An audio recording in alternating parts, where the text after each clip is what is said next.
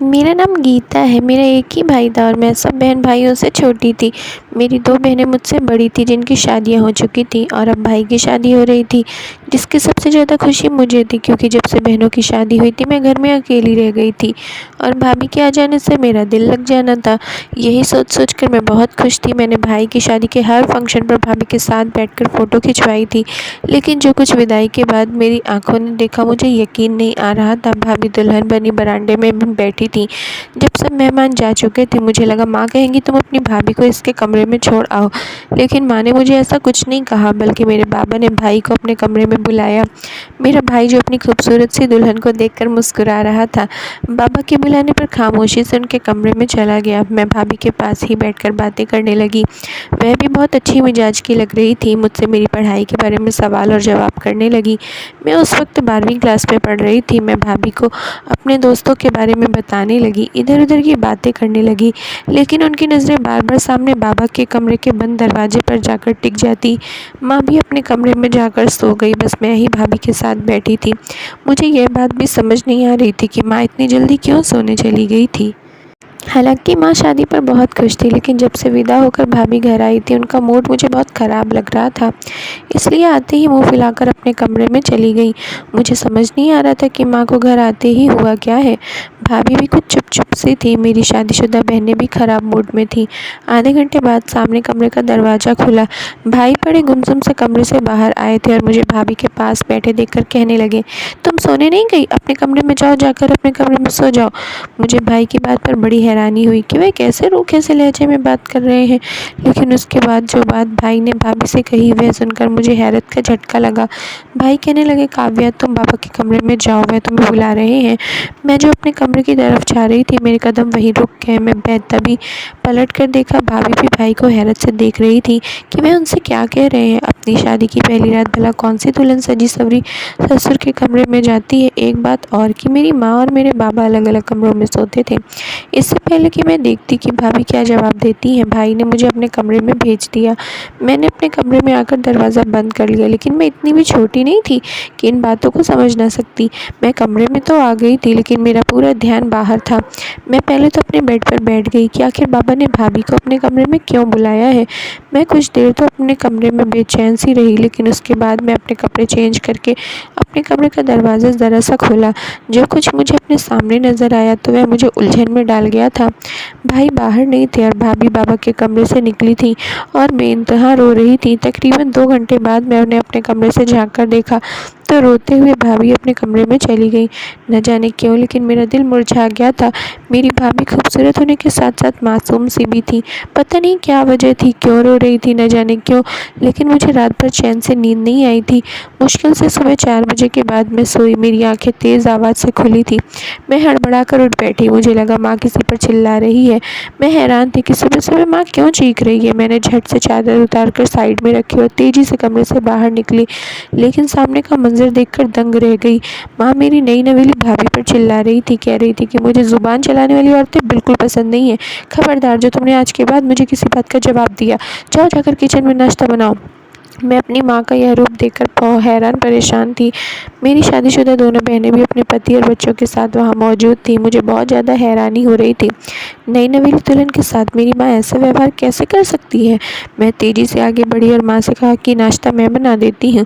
भाभी की अभी रात को ही तो शादी हुई है। लेकिन मेरी बात पर माँ गुस्से से उखड़ गई, कहने लगी, खबरदार, जो तुमने इस लड़की की तरफदारी की तो आज के बाद सारे घर का काम यही करेगी। मेरी भाभी गुमसुम से किचन में चली गई। मेरी बहनें कहने लगी, माँ जी, हमारी तो हमारे ससुराल में नाक कट गई है कि इकलौता भाई जिसकी शादी इतने चाव से की, ना तो उसके ससुराल वालों ने हमें सोने की कोई चीज़ पहनाई, ऊंची दुकान, फीका पकवान। मेरी बहन ने नफरत से कहा। तो मैं अब समझी थी कि मेरी माँ बहनों का किस बात पर मुंह फूला हुआ था, क्योंकि मेरी भाभी दहेज ज़्यादा नहीं लाई थी। मुझे अपनी बहनों की सोच पर अफसोस हो रहा था। और फिर माँ भी शुरू हो गई, हाँ, मेरा एक ही बेटा था, कितने पैसे लगाए थे इसकी शादी पर। मुझे तो लगा था अमीर लोग हैं, गाड़ी तो ज़रूर दहेज में मिलेगी, लेकिन कि नहीं, ऐसे कंजूस लोग बस अपनी खूबसूरत बला खाली हाथ ही हमारे पल्ले बांध दी। मेरी भाभी उस वक्त आम से हुलिये में किचन में नाश्ता बना रही थी। कहीं से भी नई नवेली दुल्हन नहीं लग रही थी और मेरी माँ बहनों को दहेज न मिलने का गम सताया जा रहा था। मेरा जी चाह रहा था कि भाई के कमरे में जाऊं और उसे कहूं कि अपनी माँ बहनों का रवैया अपनी एक दिन की दुल्हन के साथ जाकर देख लो, जिन बहनों की ख्वाहिशों को पूरा करने के लिए तुमने खुद अपनी शादी से देर से की। मेरा भाई सबसे बड़ा था और था भी घर वालों का बहुत ही आज्ञाकारी, इसलिए दोनों बहनों की शादी पर मेरे भाई ने बहुत दहेज दिया था और जब उसकी अपनी शादी हुई थी तो उन्हें अपनी सोच के मुताबिक भी कुछ न मिला था। भाई जब कमरे से बाहर निकले तो घबराए हुए थे। अपनी दुल्हन को किचन में काम करते देखकर भी वह कुछ नहीं बोले थे। माँ से बहुत डरते थे। मैं जानती थी कि मेरा भाई मेरी माँ का आज्ञाकारी बेटा है था, इसलिए मैं जानती थी कि माँ की जैसी सोच है भाई की भी वैसी ही होगी। अभी मेरा यह अफसोस ही कम ना हुआ था कि बाबा जब अपने कमरे से बाहर निकले तो बहुत खुश नज़र आ रहे थे। बाबा को देखकर मुझे याद आने लगा कि भाभी दुल्हन बनी रात को बाबा के कमरे से रोती हुई बाहर निकली थी। मुझे लगा शायद बाबा ने भी कम दहेज मिलने पर भी भाभी को ताने मारे होंगे, लेकिन बात तो कुछ और ही थी। बाबा जब नाश्ते की मेज पर बैठे तो मेरी भाभी का मेरे बाबा को देखकर रंग उड़ सा गया। वह बहुत ज़्यादा घबराई हुई थी। अपने बाबा के चेहरे की मुस्कुराहट देखकर मुझे अंदर ही अंदर बुरा लग रहा था। फिर तो सबका यही व्यवहार भाभी के साथ शुरू हो गया था। वह हर वक्त डरी डरी सी रहने लगी, सारा दिन काम करती रहती और जब रात को भाई घर आते तो बाबा के कमरे में चले जाते और जब वह कमरे से बाहर निकलते तो भाभी को इशारा करते कि वह बाबा के कमरे में चली जाए। वह बेचारी परेशान होकर बाबा के कमरे में जाती थी, लेकिन जब वह कमरे से वापस आती तो बुरी तरह से काँप रही होती। पसीने से तरबतर होती रोते हुए अपने कमरे में चली जाती। फिर मुझे उनकी ऐसी आवाज़ उनके कमरे से सुनाई देती जैसे वह उल्टियाँ कर रही हों। उनके चेहरे के भाव देखकर भी यही लगता कि जैसे वह कोई बहुत बुरा महसूस करके आई हों। मुझे यह बात जिस शक में डालती मेरा ज़मीर मुझे अंदर ही अंदर झिझोड़ने लगता। पूरा दिन मेरी माँ मेरी भाभी का जीना दूभर किया करती और रात को वह 2-3 घंटे बाबा के कमरे में गुजार कर वापस आती थी और आते ही अपने कमरे में चली जाती और नहाकर वापस आती। मुझे इस बात की हैरानी थी कि बाबा उन्हें क्यों अपने कमरे में बुलाते हैं और भाई भाभी को क्यों इशारे से बाबा के कमरे में भेजते हैं और मेरी माँ को भी कोई एतराज़ नहीं होता। एक बार मेरी भाभी किचन में बर्तन धो रही थी।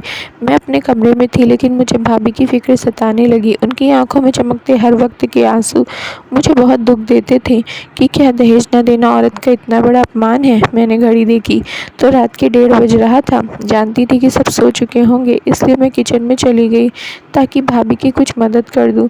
लेकिन जो कुछ मैंने किचन में देखा मैं दंग सी रह गई। मेरी भाभी के हाथ में मोबाइल था और वह किसी के साथ फ़ोन पर बातें कर रही थी। वह मोबाइल शायद मेरे भाई का था। भाई इस वक्त सो चुके होते थे। हो सकता है कि वह चोरी चुपके से वह मोबाइल लेकर आती हो और अपने घर वालों से बातें करती हो। कौन हो सकता है वह जिससे मेरी भाभी बात कर रही थी, रो भी रही थी, क्योंकि मेरी भाभी अपने चाचा के घर रहती थी। उनके माँ बाप की एक हादसे में मृत्यु हो गई थी और भाभी के चाचा ने रिश्ता तो भाभी का यही कहकर किया था कि वह उनकी सगी बेटी जैसी है, लेकिन शादी पर भाभी को कुछ भी नहीं दिया था, जिसकी वजह से मेरी माँ और बाकी घर वालों का व्यवहार उनके साथ बहुत बुरा था। फिर एक बार भाभी ने मुझे बताया था कि उनकी चाची उनके साथ बहुत बुरा व्यवहार करती थी, उन पर बहुत जुल्म करती थी। भाभी की चाची की अपनी 3 बेटियां थीं, इसलिए वह भला उन्हें क्यों दहेज देते।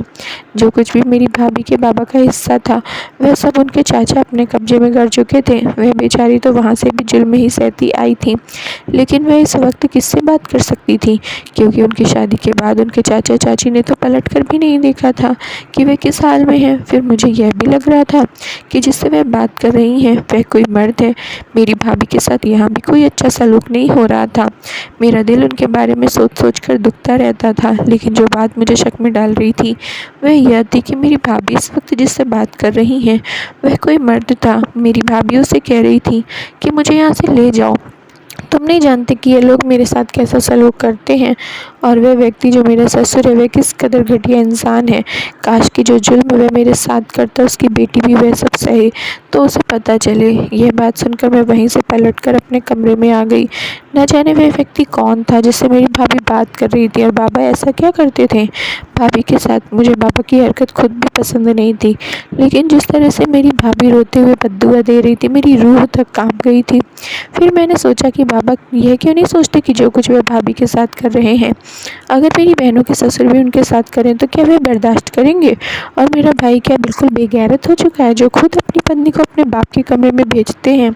हालांकि मेरा बाप मेरी बहनों से कहता था कि कोई ज़रूरत नहीं है अपने ससुर की सेवा करने की, ना ही उसके कमरे में अकेले जाने की।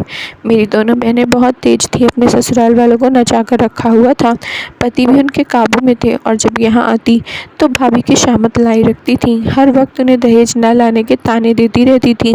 मेरी माँ भी किसी से कम नहीं थी, पूरा दिन मेरी भाभी के पीछे पड़ी रहती थी। दिन में थोड़ा सा भी भाभी को आराम के लिए नहीं मिलता था। मैं उस वक्त भाभी की मदद करती थी जब माँ दोपहर को सो रही होती थी। वह मुझसे कभी कभी अपने दिल की बात भी कर लेती थी, लेकिन जब भी मैं उनसे यह पूछती कि बाबा उन्हें कमरे में बुलाकर क्या कहते हैं, तो उनका रंग उड़ जाता था। वह एकदम ही उड़े रंग के साथ नहीं में सर हिलाने लगती। मेरे दिमाग में बहुत सारे सवाल थे जिनका मेरे पास कोई जवाब नहीं था। मेरी भाभी मुझसे भी बात करते हुए घबराती थी। एक बार जब भाभी मेरे बाबा के कमरे में गई तो मैंने माँ से पूछा कि बाबा भाभी को कमरे में क्यों रोज़ बुलाते हैं।